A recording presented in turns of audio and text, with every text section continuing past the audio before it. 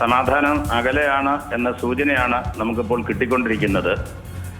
ആദ്യഘട്ടത്തിൽ വിചാരിച്ചിരുന്നത് വെടിനിർത്തലിന് ശേഷം കാര്യങ്ങൾ ഒരു ഉടമ്പടിയിലേക്ക് എത്തുമെന്നും അതോടെ അവിടെ സമാധാനം പുലരുമെന്നാണ്. എന്നാൽ ക്രമേണ കാര്യങ്ങൾ കീഴ്മേൽ മറിയുന്നൊരു കാഴ്ചയാണ് നമ്മളിപ്പോൾ കാണുന്നത്. അതിൽ പ്രധാനമായും ഹോർമൂസ് കടലിടുക്ക് ഇറാൻ അടച്ചപ്പോൾ അതിന് ബദലായിട്ട് അമേരിക്ക ഇറാന്റെ കപ്പൽ മുഖേനയുള്ള ചരക്ക് വ്യാപാരം തടയുന്ന രീതിയിൽ ഇറാന്റെ കപ്പലുകളെയൊക്കെ തടഞ്ഞു വെച്ചപ്പോൾ അത് വളരെ ഫലപ്രദമായിട്ടുള്ളൊരു നടപടിയായി അമേരിക്കയ്ക്ക് തോന്നിക്കാണും ഇറാനെ സമ്മർദ്ദത്തിലാക്കുവാൻ. ഇതുവരെ ഏകദേശം 61ഓളം കപ്പലുകൾ തിരിച്ചയക്കുകയും ഇറാന്റെ 4 കപ്പലുകൾ നശിപ്പിച്ചു എന്നാണ് അമേരിക്ക അവകാശപ്പെടുന്നത്. അങ്ങനെയെങ്കിൽ അത് ഇറാന്റെ സമ്പദ് വ്യവസ്ഥയിൽ വലിയ പ്രത്യാഘാതം ഉണ്ടാക്കുന്നുണ്ട്. അപ്പൊ അതുകൊണ്ട് ആ നടപടി തുടരാം. അത് തുടർന്നാൽ ഇറാനെ തങ്ങൾ വിചാരിക്കുന്ന വഴിയിൽ കൊണ്ടുവന്ന് നിർബന്ധിച്ച് സമ്മർദ്ദത്തിലാക്കി ഒപ്പിടിക്കാം എന്ന ഒരു ചിന്തയായിരിക്കാം അമേരിക്കയെ ഇറാൻ മുന്നോട്ട് വെച്ച സമാധാന വ്യവസ്ഥകൾ അംഗീകരിക്കുവാൻ കഴിയില്ല എന്നുള്ള ഒരു നിലപാടെടുക്കുവാൻ പ്രേരിപ്പിച്ചത്. ഇറാൻ മുന്നോട്ട് വെച്ചിരിക്കുന്ന വ്യവസ്ഥകൾ അമേരിക്ക പാടെ തള്ളിക്കളയുന്നതിന്റെ കാരണം ഈ ഒരു സമ്മർദ്ദത്തിന് സാധ്യതയുണ്ട് എന്നുള്ളത് കൊണ്ടായിരിക്കും. ഉദാഹരണമായിട്ട് ഇറാൻ മുന്നോട്ട് വെച്ചിട്ടുള്ള ഒരു പ്രധാനപ്പെട്ട ആവശ്യം അവരുടെ ആണവ പദ്ധതിയുമായി മുന്നോട്ട് പോകുവാൻ അനുവദിക്കണം. അത് മരവിപ്പിക്കുവാൻ തയ്യാറല്ല. എന്നാൽ ഇക്കാര്യത്തിൽ അമേരിക്കയും ഇസ്രായേലും ഒരു തരത്തിലുള്ള വിട്ടുവീഴ്ചയ്ക്കും തയ്യാറല്ല. അതുപോലെ ഹോർമൂസ് കടലിടുക്ക് തുറക്കണമെങ്കിൽ തുറന്നു കൊടുക്കാം. അതേസമയം അമേരിക്ക ഏർപ്പെടുത്തിയിരിക്കുന്ന ചരക്ക് വ്യാപാരത്തിന്, കടൽ മാർഗമുള്ള ചരക്ക് വ്യാപാരത്തിന്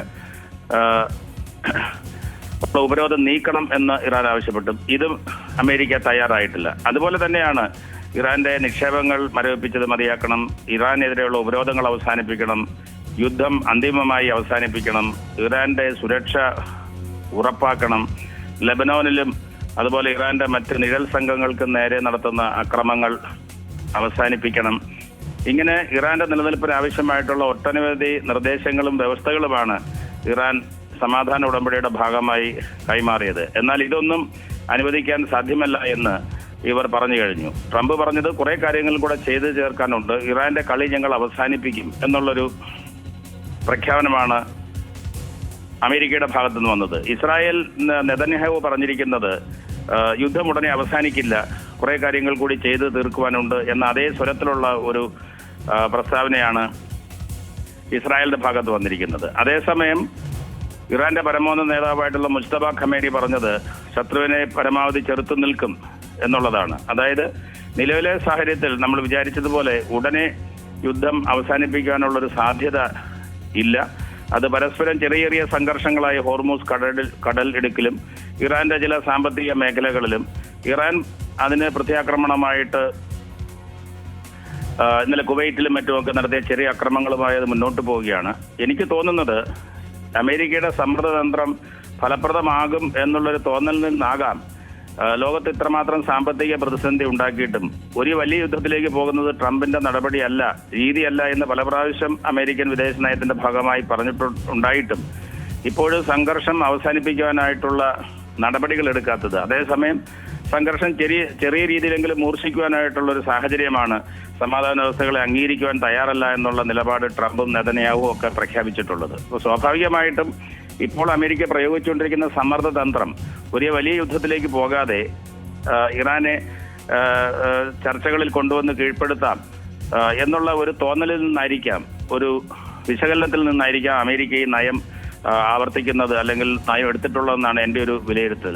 ഇതൊക്കെ പറയുമ്പോഴും കാര്യങ്ങൾ ഇപ്പം ക്രൂഡ് ഓയിലിന്റെ വില കൂടി, ലോകത്തുള്ള എല്ലാ സ്റ്റോക്ക് എക്സ്ചേഞ്ച് സൂചികകളും താഴേക്കാണ് പോയിക്കൊണ്ടിരിക്കുന്നത്, സ്വർണ്ണ വിലകൾ ചാഞ്ചാടുകയാണ്. അങ്ങനെ വലിയ രീതിയിലുള്ള സാമ്പത്തിക പ്രതിസന്ധി ലോകത്തിലുണ്ടെങ്കിലും ക്രമേണ ഇറാനെ വരുതിയിലാക്കാം സാമ്പത്തിക പ്രതിരോധത്തിലൂടെ, കപ്പൽ ഗതാഗത പ്രതിരോധത്തിലൂടെ, ചരക്ക് നിയന്ത്രണത്തിലൂടെ. ഇങ്ങനെയൊക്കെയാണ് അമേരിക്ക കണക്കാക്കുന്നത്. അതുകൊണ്ടായിരിക്കാം ഇത്തരത്തിലുള്ളൊരു നടപടി അമേരിക്ക എടുത്തിട്ടുള്ളത്. ഇതൊട്ടും ആശ്വാസകരമല്ല. അതിന്റെ സൂചനകളെല്ലാം തന്നെ ലോകത്തിന്റെ വിവിധ ഭാഗങ്ങളിൽ നിന്ന്, വിവിധ സാമ്പത്തിക സൂചികകളിൽ നിന്നൊക്കെ നമുക്ക് മനസ്സിലാക്കാവുന്നതാണ്.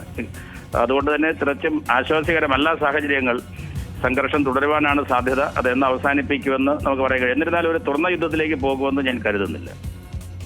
ഒരു കാര്യം കൂടി, ഈ ഇത്രയൊക്കെ സാഹചര്യം, യുദ്ധ സാഹചര്യം ഇങ്ങനെ തുടരുമ്പോഴും പ്രധാനമന്ത്രി നരേന്ദ്രമോദിയുടെ ഭാഗത്തുനിന്ന് ഇന്നലെ ജനങ്ങൾക്ക് ചില നിർദ്ദേശങ്ങളൊക്കെ ഉണ്ടായിരുന്നു. എന്താണ് അതിൽ നിന്ന് മനസ്സിലാക്കേണ്ടത്? വലിയൊരു സംഘർഷത്തിലേക്ക് അല്ലെങ്കിൽ അത്തരത്തിലുള്ള ഒരു സാഹചര്യത്തിലേക്കാണ് കാര്യങ്ങൾ പോകുന്നത് എന്നുള്ളതിൻ്റെ ഒരു സൂചനയാണോ ഇന്നലെ പ്രധാനമന്ത്രിയുടെ വാക്കുകളിൽ നിന്ന് മനസ്സിലാക്കേണ്ടത്? ഈ യുദ്ധമുണ്ടാക്കിയിരിക്കുന്ന പ്രത്യാഘാതങ്ങൾ ചെറുതല്ല എന്നൊരു സൂചനയാണ് പ്രധാനമന്ത്രിയുടെ പ്രസ്താവനയിൽ നിന്ന് നമുക്ക് മനസ്സിലാക്കുവാൻ സാധിക്കുന്നത്. പ്രധാനമന്ത്രി പറഞ്ഞത് കോവിഡ് കാലത്ത് നമ്മൾ ഉണ്ടാക്കിയ പോലെ ചില നിയന്ത്രണങ്ങൾ നമ്മുടെ ദൈനംദിന ജീവിതത്തിലും മറ്റ് ചെലവുകളിലും ഒക്കെ കൊണ്ടുവരണം, ജീവിത രീതിയിലും ഒക്കെ കൊണ്ടുവന്നാൽ മാത്രമേ ഈ വലിയ പ്രതിസന്ധിയെ നമുക്ക് തരണം ചെയ്യാൻ കഴിയൂ എന്നുള്ളൊരു സൂചനയാണ് നൽകിയത്. അതുകൊണ്ടാണ് അദ്ദേഹം എണ്ണ ഉപയോഗത്തിന്റെ കാര്യത്തിലാണെങ്കിലും ഇലക്ട്രിക് വാഹനങ്ങൾ ഉപയോഗിക്കുന്ന കാര്യത്തിലാണെങ്കിലും വിദേശ യാത്രകൾ മാറ്റിവെച്ചുകൊണ്ട് ചെലവ് ചുരുക്കി നമ്മുടെ വിദേശ നാണ്യ നിക്ഷേപം, കരുതൽ ശേഖരത്തിന് വലിയ ഇടിവ് സംഭവിക്കാതെ സൂക്ഷിക്കണമെന്ന് പറഞ്ഞതും, അതുപോലെ ഒട്ടനവധി ചെറിയ ചെറിയ കാര്യങ്ങൾ മുതൽ വലിയ കാര്യങ്ങൾ വരെയുള്ള ചെലവ് ചുരുക്കൽ നടപടികൾ അത്യാവശ്യമായി നമ്മൾ നടപ്പിലാക്കേണ്ടതുണ്ട്. അതിന് ഒട്ടനവധി മേഖലകൾ അവിടെ ചൂണ്ടിക്കാട്ടി, ആഡംബര വിവാഹങ്ങൾ ഉൾപ്പെടെ കാറുകളുടെ ഉപയോഗങ്ങൾ ഉൾപ്പെടെ ഉള്ള കാര്യങ്ങളിൽ വലിയ നിയന്ത്രണം നമ്മൾ സ്വയം കൊണ്ടുവന്നാൽ മാത്രമേ രാജ്യത്തിന് നിലനിൽക്കാൻ കഴിയുള്ളൂ. അത് സൂചിപ്പിക്കുന്നത് ഈ സമാധാന ശ്രമങ്ങൾ ഫലം കാണാതെ വരുമ്പോൾ സ്വാഭാവികമായിട്ടും സംഘർഷം തുടരും. സംഘർഷം തുടർന്നു കഴിഞ്ഞാൽ ഊർജത്തിന്റെ, ഓയിലിന്റെ, എണ്ണയുടെ വില കൂടിക്കൊണ്ടിരിക്കും, അല്ലെങ്കിൽ ഇതേ നിലയിൽ തുടരും. അങ്ങനെ തുടരുമ്പോൾ എത്ര കാലം നമുക്ക് അത് തരണം ചെയ്യുവാൻ ഇന്ത്യക്ക് സാധിക്കും എന്നുള്ളൊരു വലിയ ചോദ്യമാണ് പ്രധാനമന്ത്രി ഉന്നയിക്കുന്നത്. അപ്പോൾ നമ്മളൊരു സ്വദേശി ആയിട്ടുള്ള സാധനങ്ങൾ, ഫോറിൻ സാധന സാമഗ്രികൾ ഉപയോഗിക്കുന്നത് പരമാവധി കുറയ്ക്കുക. അങ്ങനെ ഒരു സ്വദേശി മൂവ്മെന്റ് നടന്നാൽ മാത്രമേ, ചെലവ് ചുരുക്കിക്കൊണ്ടുള്ള ഒരു മൂവ്മെന്റ് നടന്നാൽ മാത്രമേ ഈ വലിയ സാമ്പത്തിക പ്രതിസന്ധിയെ നമുക്ക് തരണം ചെയ്യുവാൻ കഴിയുകയുള്ളൂ. നമ്മുടെ ഓയിൽ റിസർവ് ഒക്കെ ചിലപ്പോൾ കുറെയെല്ലാം ചിലവായി കാണും, അല്ലെങ്കിൽ അതിന് പരിമിതിയുണ്ട്. അപ്പൊ ഇത്തരം സാഹചര്യം നേരിടുന്നതിന്റെ ഒരു വലിയ ക്രമീകരണം നമ്മൾ ദൈനംദിന ജീവിതത്തിൽ വരുത്തേണ്ടതിന്റെ ആവശ്യകതയാണ് ചൂണ്ടിക്കാണിക്കുന്നത്. അത് അങ്ങനെ പറയുവാനുള്ള കാരണം എനിക്ക് തോന്നുന്നു, യുദ്ധം ലോകത്ത് ആകമാനം ഉണ്ടാക്കിയിരിക്കുന്ന സാമ്പത്തിക ഞെരുക്കം, പ്രത്യാഘാതം, അത് എല്ലാവരെയും വലിയ രീതിയിൽ ബാധിച്ചിട്ടുണ്ട്, പ്രത്യേകിച്ച് ഏഷ്യൻ രാജ്യങ്ങളെ. അതിൽ തന്നെ ഇന്ത്യ നമ്മുടെ എനർജി റിക്വയർമെന്റ്സിന്റെ 80-90% നമ്മൾ ഇറക്കുമതി ചെയ്യുകയാണല്ലോ. അപ്പോൾ സ്വാഭാവികമായിട്ടും നമുക്കുണ്ടാക്കിയിരിക്കുന്ന സാമ്പത്തിക പ്രതിസന്ധി വലുതാണ്. അപ്പോൾ അതൊരു വലിയ കൂട്ടായ ശ്രമത്തിലൂടെ മാത്രമേ അതിനെ നമുക്ക് തരണം ചെയ്യാൻ കഴിയുള്ളൂ. അതുകൊണ്ടാണ് കോവിഡ് കാല നിയന്ത്രണങ്ങൾ നമ്മുടെ ജീവിതശൈലിയിലും മറ്റുമൊക്കെ ഉണ്ടാക്കണമെന്നുള്ള പ്രസ്താവനയിൽ നിന്ന് വായിച്ചെടുക്കേണ്ടത്. അത് യുദ്ധം ഉണ്ടാക്കുന്ന പ്രത്യാഘാതത്തിൽ നിന്ന് വന്നിരിക്കുന്ന ഒരു നിയന്ത്രണത്തിന് വേണ്ടിയിട്ടുള്ള അഭ്യർത്ഥനയായിട്ട് കാണാവുന്നതാണ്. ഏറ്റവും പുതിയ വാർത്തകളും വിശേഷങ്ങളും വിരൽത്തുമ്പിലറിയാൻ സീ മലയാളം ന്യൂസ് എല്ലാ ഡിജിറ്റൽ പ്ലാറ്റ്ഫോമുകളിലും ലഭ്യം.